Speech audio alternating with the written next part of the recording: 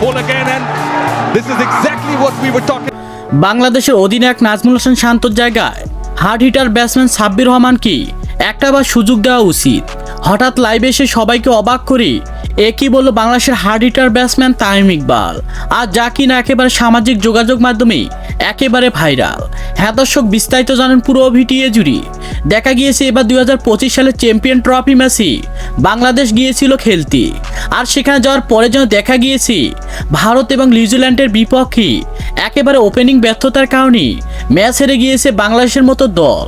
আর তারপরে যেন দেখা গিয়েছে ওপেনিং পজিশনে কোনো পরিবর্তন করেনি বাংলাদেশের বিসিবিরা, আর তা নিয়ে যেন ভক্ত সমর্থকরাও হাজারো জল্পনা কল্পনা করেছেন তারা।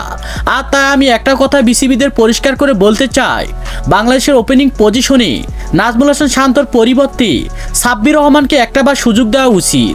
যদি সাব্বির রহমান ভালো ব্যাটিং পারফরমেন্স করতে পারে তাহলে তাকে যেন বাংলাদেশ টিমে খেলানো উচিত, আর যদি সাব্বির রহমান ব্যাটিং পারফরমেন্স না করতে পারে তাহলে তাকেও যেন বসিয়ে রাখা উচিত।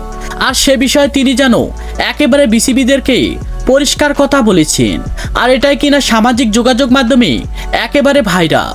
তো দর্শক, আপনারাও কি চান বাংলাদেশের ওপেনিং পজিশনে এমনকি নাজমুল হাসান শান্তর পরিবর্তে সাব্বির রহমানকে একটাবার সুযোগ দেওয়া হোক? সে বিষয়ে আপনাদের গুরুত্বপূর্ণ মতামত জানাবেন আমাদের ভিডিওর কমেন্ট বক্সে। ধন্যবাদ।